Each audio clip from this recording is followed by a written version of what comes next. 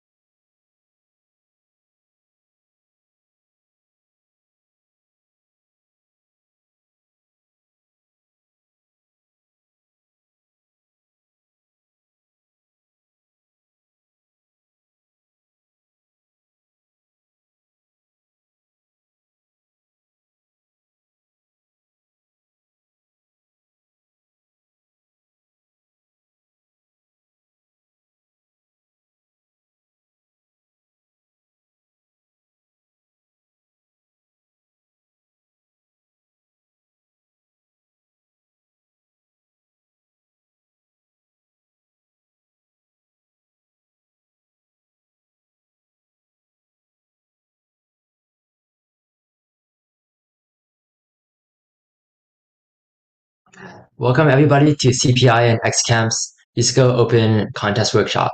So from now until 8 p.m., we'll be covering the bronze and silver solutions. So bonds will take about an hour, and then we might take a break before we start solicitions from 7 to 8 p.m. For bronze, we have three instructors from CPI, and for silver, we have um, two instructors from XCamp and one instructor from CPI. And as always, after the presentation, you can feel free to unmute and ask any questions, and also type in chat any clarifications that you might need as you're explaining. And then after we do the presentations, we're talking a little bit about the trends of the US Open contest and then just like advice on how to prepare for future contests. Okay, without further ado, I'll hand it off to Ryan Fu to cover bronze problem one. All right, yeah. Let me share my screen and then I guess I can get started.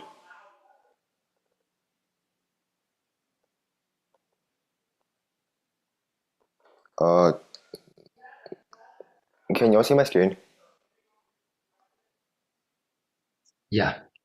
All right. So I'm assuming you guys have read the problem before, but if you haven't, just as a quick overview, you have essentially a string of both Booleans as well as logical operators, which are and or. And you're given Q queries, which tell you that you're allowed to set from left to right inside your string to either false or true, and you want the entire expression to be equal to false or true, and you're outputting if that's actually possible to do for each of the Q queries. So I guess as with any problem, it's a good idea to like start with the sample to like make observations and to try to like get a feel for the problem. And this is also for people that haven't exactly read the problem yet. So I guess as a first query, we have 1, 1. So we're allowed to change everything in uh, this place, and we want the entire thing to be equal to false.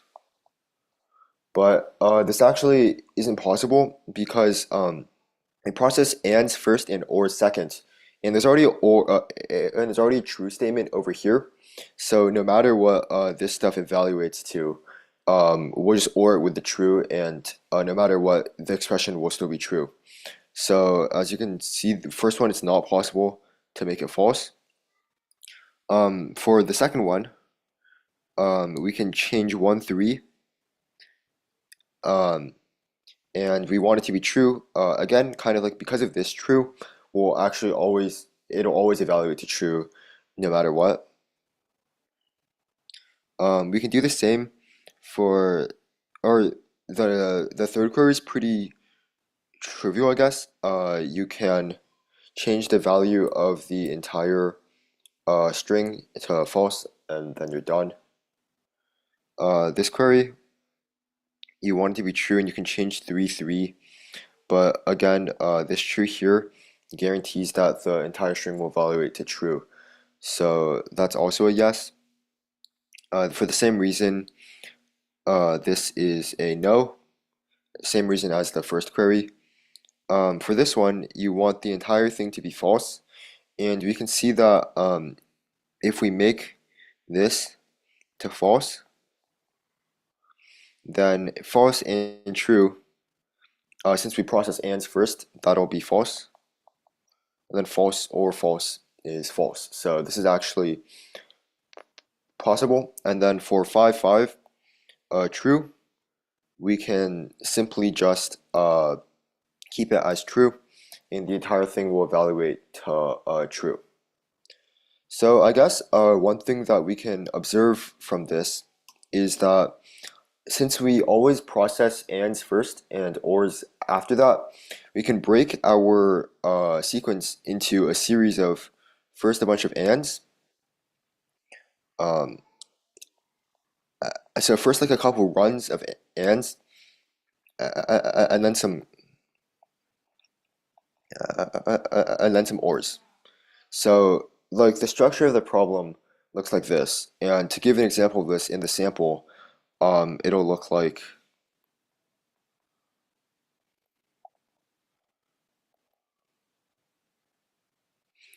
um, like this. And this enables us to like kind of visualize the way that we'll process each query kind of efficiently.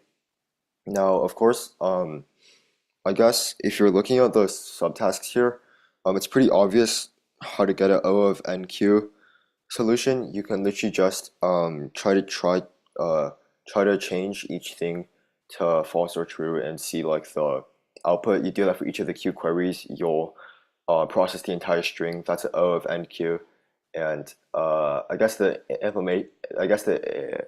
implementation of that can be like left as an exercise or something.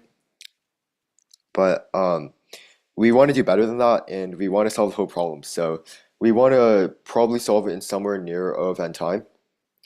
And I guess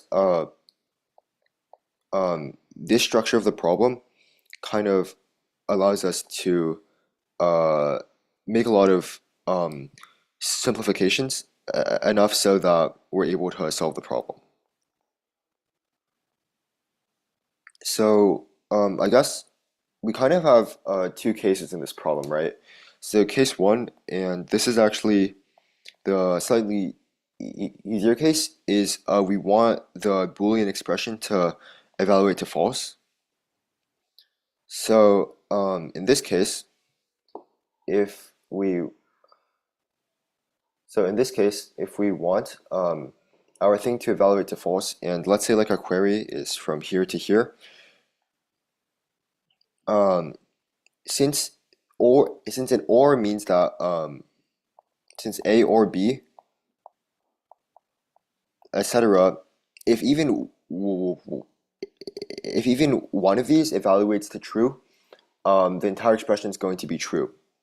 So what that implies is that everything to the left of it must be false, everything to the right of our query must be false, and then our query must also evaluate to being false.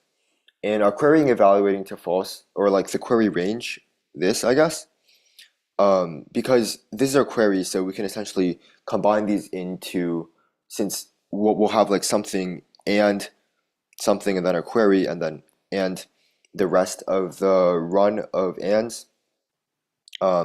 Since we can just let our query and change it to false, that will enable this entire thing to be false, because when you have one false in a run of ands, that entire expression will be equivalent to false. So all we need to do to check for case one is everything to the left is false, everything to the right is false, and then you're done, because then you can just set then you're done, because after that you'll just set your query to false and you're done. So that's pretty simple so far. The second case, which is slightly more complex, is if you actually want your thing to evaluate to true. So in this case, again, we can have like our series of runs.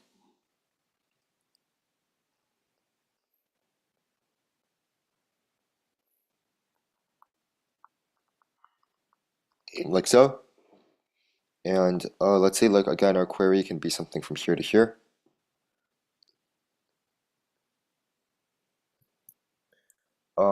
So I think like the first thing is that using the same logic as the previous one, if anything here is true, or if anything here is true, and we only need one true outside of our query range, I guess. If anything outside is true, like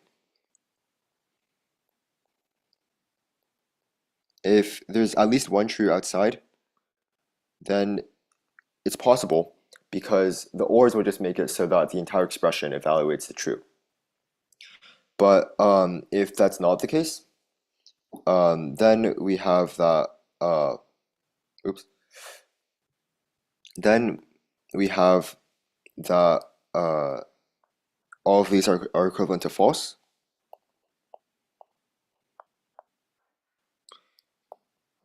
That's also false. And so the only way that we can output yes is if we somehow enable this range to be true as a whole, because then we can still OR everything together and it'll still be true. Now, obviously, be better for a query to fill in as true, since otherwise, if it's false, it's guaranteed to be false. But here we still need to check that this range is all trues, and this range is all trues. So, because if those ranges are not all trues, then like if there's one false here, then when we AND everything together, it'll just be false, and then the entire expression will be false. So this is like the first case for outputting yes, and the second case is everything like inside the bounds, I guess, or I'll call these 2 points the bounds, but outside your query is true. So again, we need these to be true. So with that, I guess this is all pretty like high level, but I think it'll make a lot more sense in the implementation. Here's code that gets AC. Uh, so you'll notice that there's like a couple of arrays here. I guess I'll explain what they do. So the first thing you need to do in this problem, I guess, is it's important to be able to find like the bounds, like these guys and these guys, because that's the only way you're gonna check if like these are like false or true and all that stuff. And also, since when you're checking true, you also need to check for false and true in that range. So one way you can do that is to have like a left endpoint array and a right endpoint array. And the way that we'll initialize them, or the way that they'll be defined, is left of index is like if your index is here and the first or is here, it's going to be the last index that's next to the or. So that's going to be left. It's going to be here, and then right is defined the same way. It's going to be the first one before the last or. So that'll enable us to find this in this position in O of one time, which we need to do. After that, we have an LF and an RF array. Those stand for like left false and right false. And what that kind of it is, and what we're kind of doing with that is that when we're checking if this is going to be true or not, we need to check if there's a false in here and if there's a false in here. So like I think you can do this with some like range query data structure, like prefix sums or something. But another nice way to pre-compute it is you can just check for every indice, you can just check the first false to the left of it and the first false to the right of it. In that way, if we get our left index here, if we know that our first false is like over here or something, then we know that there's no falses over here and we'll be fine. But if the first false to the left of it is in this range, then we know that we're not fine and we can't and everything to be true. The same says, and the same goes for the right thing. So for the right index, if we just find the closest false to the right of it, then we can simply check if it's over here, then we're good. But if it's over here, then we're not good, since it'll be inside this range and everything can't evaluate to true. So that's kind of checking for this thing. Now, I think the only final thing we need to check is to check if this is true and this is true, or rather just to check if there's any trues within these. And again, you can do that with any like range query data structure you want, but you can also do some nice pre-computation here. The way you do that, oh, sorry, yeah. I forgot to talk about how you initialize left false and right false. But the way you do that is similar to the way you initialize this guy. So the way you do that is as you're iterating, as you're going along your array, if you encounter a false, then your left false of it just becomes this. And if it's a true, then you know that the closest false to the left is equivalent to the closest false to the left of the previous one. Oops. So that's how we initialize left false and right false. For right false, we just go in the other direction. That's also how we can find the closest OR. Finally, we need to kind of have a nice way to check if there's any like trues to the left or trues to the right. And the way we can do that is to kind of pre-compute. And this is like to the this is to the left, I think. This is to the right. The way you can do that is we can pre-compute how how many total expressions that and to true. That's what val is here. And if it's equal to true, then we can set like our value to 1, and then that'll let us know that there is some run of ands that evaluates to 1 in our prefix, and that'll tell us and that'll give us again a nice O of 1 way to see if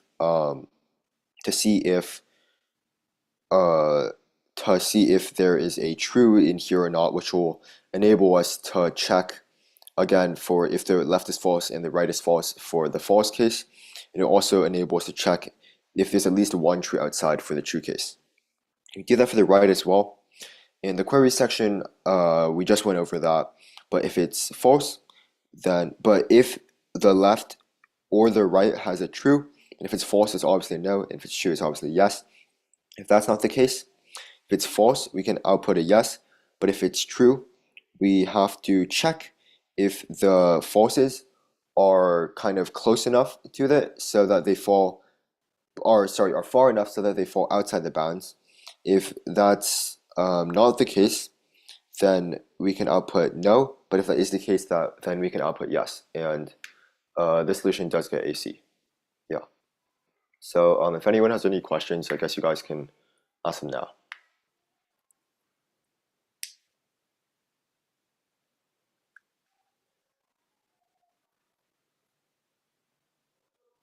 Seeing none, I guess I'll hand it off to the next person, which is Max, and I guess I'll stay here for like another 5 minutes just in case anything pops up, and you can send it to me in the chat or something. Thanks.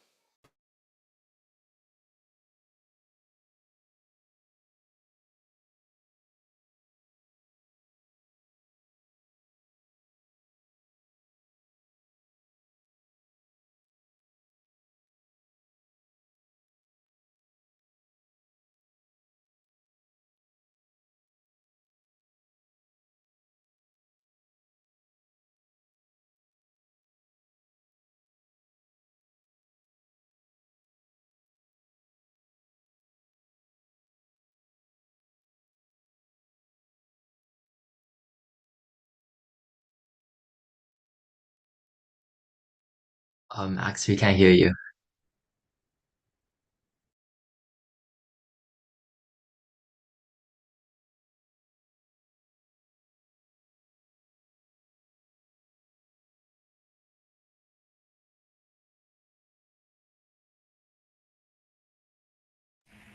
Can you hear me now? Yeah. All right, and just confirming you guys can see my screen. I think you close your screen share. Oh yeah, my bad. Uh, can you see now? Yeah, looks good. All right. So this is problem 2 of the bronze. Farmer Gunness and Callison, each of them like to take a daily walk along the fence enclosing his pasture. So n is less than 10 to the 5. And the fence has p posts, and there are up to 2 times 10 to the 5 posts, and p is even. And the location of each post is just a different 2D point on a map of Farmer John's farm. It's basically like just like the point system, coordinate system.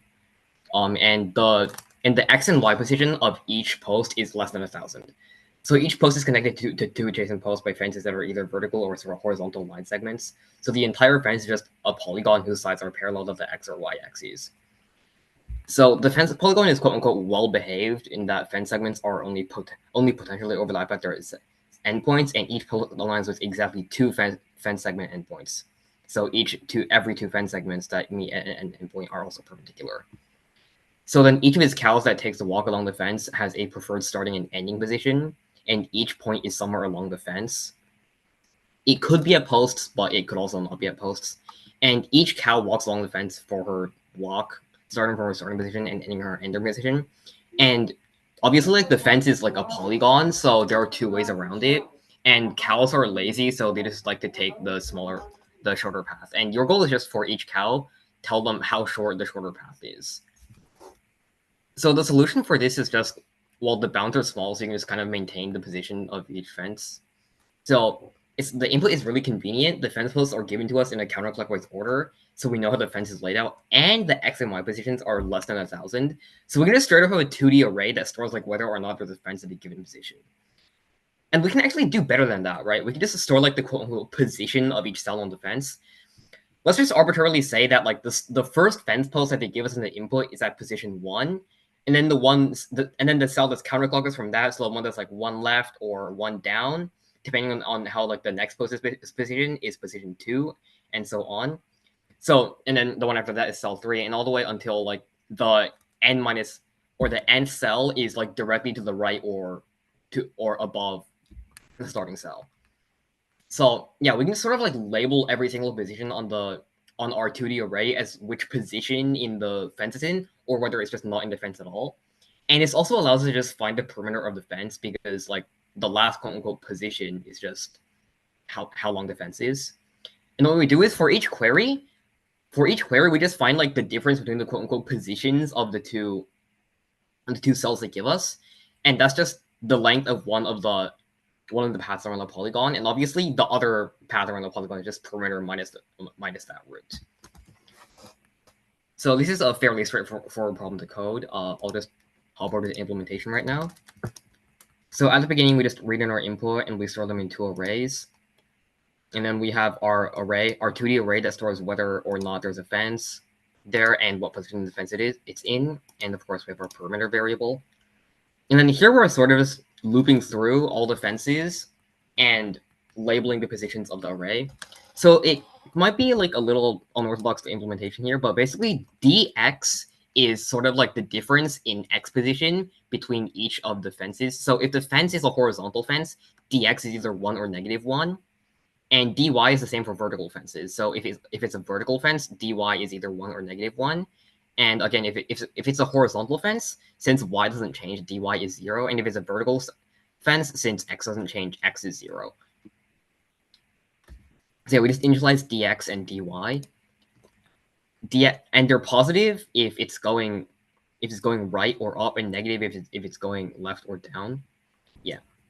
And then here we just do a while loop to just keep going until the next post. Every time, just increment the perimeter and just set the position of our current cell and change our current x and y position. Yeah, it's pretty simple. And then for each query, we just take in the cells they give us, and we take the positions of the cells. We find the difference, and that's one root. And then the other root is just the perimeter minus the first root, and we just take the minimum of the two. Does anyone have any questions? You can just drop it in the chat or unmute yourself.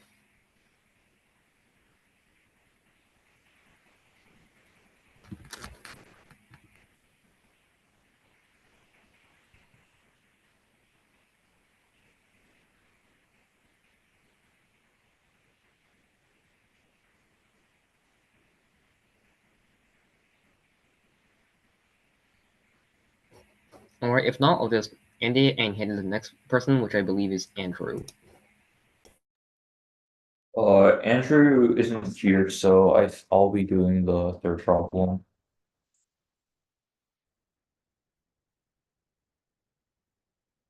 Give me a second.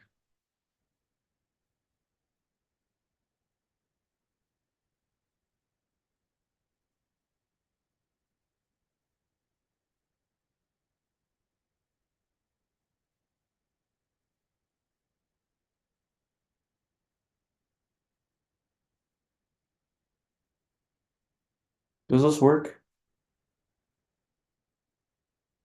Uh, Hello. Yeah, looks good. Okay, cool, thanks. So this is the statement for the third problem, where Farmer John starts with a permutation of length p, and what will happen is he'll generate a new sequence h, which is generated in the following way. So first, he'll compare the first and the last elements of p, and depending on whether or not, if the first element is larger, he'll write down the second element in the permutation and remove the first element. Alternatively, if the last element is greater, he'll write down the second to last element and remove the last element. And in the end, Farmer Reverse John will have written down n-1 integers, which are the hints in that order. And then now, given the array of hints, Farmer John wants us to construct a permutation that's consistent with the hints given. And out of all the possible permutations, we want to construct the one that's lexicographically minimal.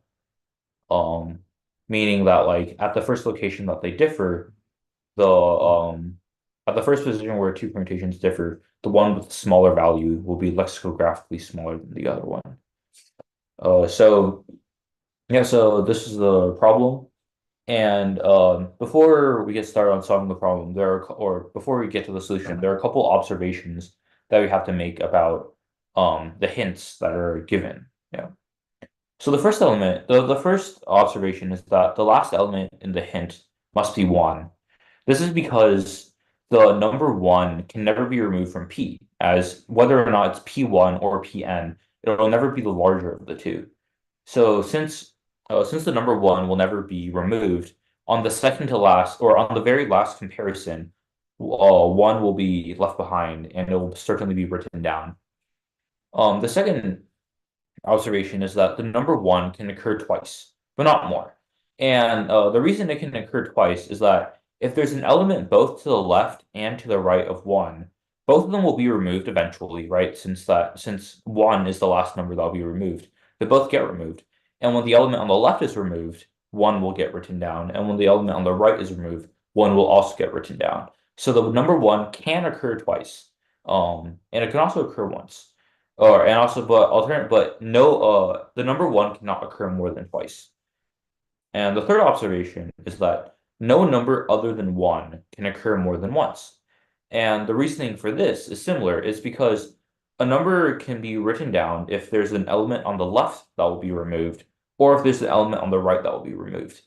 But the number 1 will either be on the left or on the right. And if the number 1 is on the left, then the number to the left of our current number will never be removed, because 1 will never get removed and it'll never reach that eventually. So for instance, if you consider the example I have down here, if you consider the 4 here, right? 1 is to the left of it, and this 1 will never get removed. So no matter what happens, 4 will only get written down at most once, because when the 2 is removed, we'll write down 4. So yeah, but by similar logic, no number other than 1 can occur in H more than once. So the next observation is that if an element is missing from H, so like H consists of the numbers from 1 to n, right? And if an element is missing from H, it is either P of 1 or it is P of n. And the reason for that is that those two elements will never get written down, right? Because you can write down you can write down the second element, you can write down the second to last element, and you can write down all the numbers in the middle, just eventually. But you'll never write down the two numbers that are on the endpoints themselves. So if an element is missing from H, it is either it is one of the two endpoints. So these observations, well, in particular the first three observations, also give the conditions for whether or not a solution exists. If no element occurs more than once, except 1, of course, 1 occurs exactly once or exactly twice, and the last element is 1, a solution exists. Otherwise, a solution does not exist. So then there are two cases to consider in our solution. The first case is when the number 1 occurs once at the last as the last element in H, and the second case is when the element 1 occurs twice. So if the number 1 only occurs once, that means there's only the only permutation elements are to the right of it or there are only permutation elements to the left of it. Because this means that if there are permutation elements on both sides of 1, that means that 1 would get written down twice, right? Because when the number to the left is removed and when the number to the right is removed, they'll both result in 1 getting written down. But since 1 only occurs once, we know that one of those two cases won't happen. So there's only elements to the left of it or only elements to the right of it. And then since we want our array to be lexicographically minimal, 1 must be the first element in P. And the reason for that is that if P of 1 is equal to 1, that is automatically lexicographically smaller than if P of 1 is equal to n, or P of n is equal to 1, and P of 1 is equal to something else, because 1 is the smallest number there is, at least the smallest one that we care about. So this means that the missing number in the array, the h has length n minus 1, so there's exactly one number missing in the range of 1 to n. That element must be the last element in P, because this is related to the fourth hint, right? We know what P of 1 is, so the missing element has to be P of n. And then, but this also means that, so if we consider simulating the process, right? We know that the last element is greater than 1 because everything is greater than 1. So we know that the first number written down has to be the second to last element in P. So we know that h of 1 must be the second to last element in P. We know that h of 2 must be the third to last element in P, and so on, until we write down all the numbers up until h of n minus 2. And then we can skip h of n minus 1 equals 1 since we know where the 1 is. And with this, we can generate the entire permutation. And then in the example I gave, we can find that the final permutation will end up being 1, 2, 5, 4, 3, which I did not write down. Yeah. So that's the case where the number 1 only occurs once. So then if 1 occurs twice, we know that there's 2 missing values. This is because there's a total of n minus, there's a total of n minus 2 elements that are not, no, there's a total of n minus 3 elements that are not equal to 1. And then there's one of them that's 1, which leaves 2 elements that are missing. And let's call them A and B, and we assume that A is less than B. If they weren't, we can just swap them.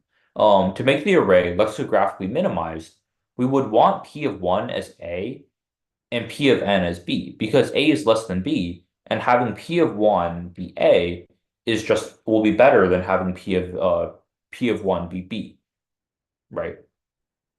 So then if we consider the process, of writing down elements, we'll compare P of 1 and P of n, since we know what both of them are, and depending on the answer, we can remove one of them and write down h of 1.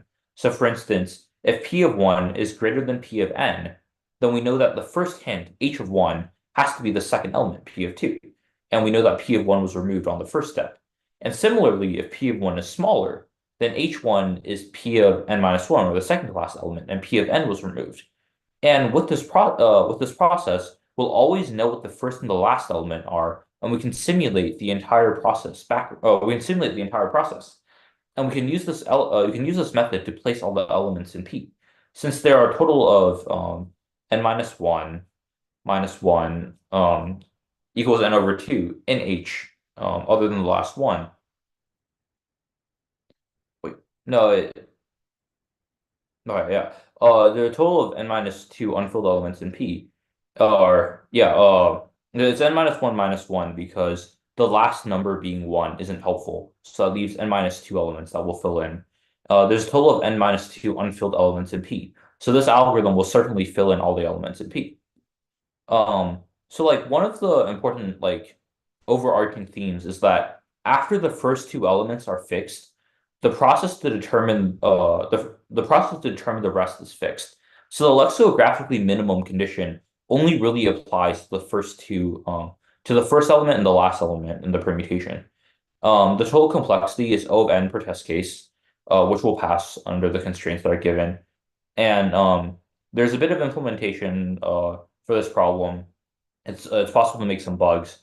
So there's sample code provided in the paste-bin link. And yeah, that's all there is for problem 3.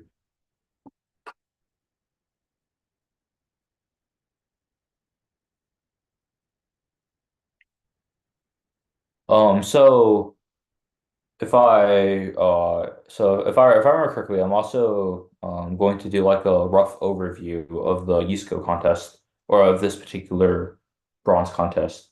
And I think the most important thing for this contest is that since this contest is 5 hours long, the problems did end up being harder, especially in problems one and three, and even in problem two. A lot more emphasis was placed on writing good long code, uh, like as opposed to some of the previous contests. Like for instance, problem one is very implementation heavy for a bronze problem, and problem two and problem three are both on like the above average end. And this is because, after all, you have 5 hours instead of four. So the problems they picked are different. And I think and also like it's very important to make good observations for all these problems. For instance, analyzing the casework on when the expression can be evaluated to true in problem one, or noticing all these useful observations on problem three. Um, making good observations and making progress on the problems is also an important part of this contest as well. And I think if we were to generalize the entire USCO season, most of the problems throughout the season or most of the contests throughout the season have really followed the idea of one easy problem, one like moderately difficult problem, and one extremely difficult problem. And I think that USCO is getting less and less afraid of making bronze people write long code. Even though, of course, what long is relative, to speak. But yeah, I think that's something to keep in mind. And as for practice is concerned, especially for problems like problem three from this contest, I'd recommend just doing problems off code forces. There's a lot of there's a lot of problems that on code forces that are like relatively speaking ugly. They're not clean to solve. They're not necessarily enjoyable to solve. But I think USCO is also moving away from problems that are clean to solve and beautiful to solve. So you can prepare for that by practicing on judges like that. So I think that's all for the bronze session. Someone from CPI or Charlie Washer would like to add something else. Um, yeah, but that's it from me.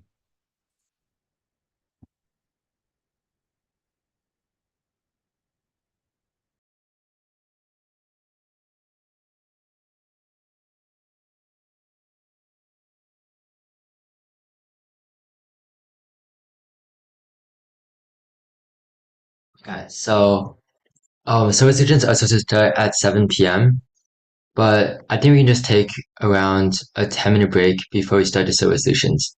During this time, you can ask any questions in chat that you still have. And yeah, just also feel free to unmute if you have any questions.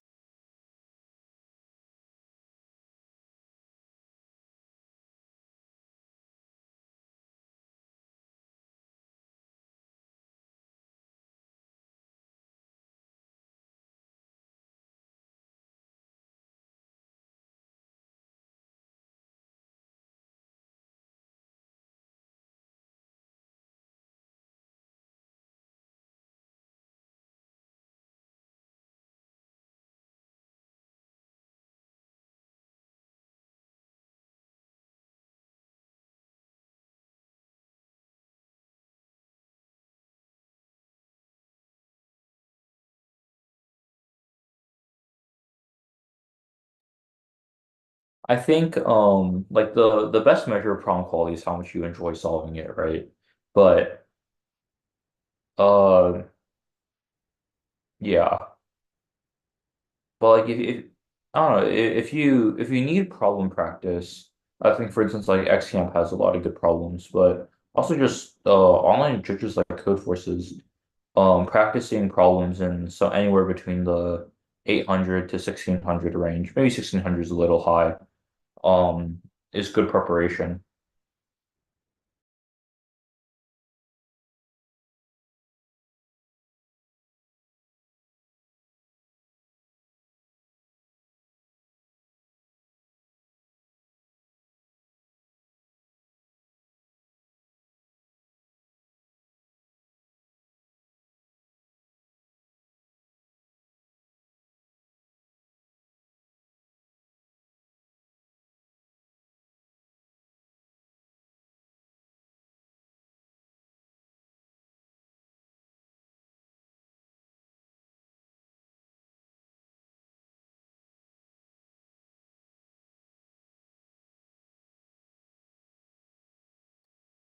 I mean, there's no amount of lower bound of problems that you solve. Like, oh, if I solve 500 problems, I'll magically pass bronze.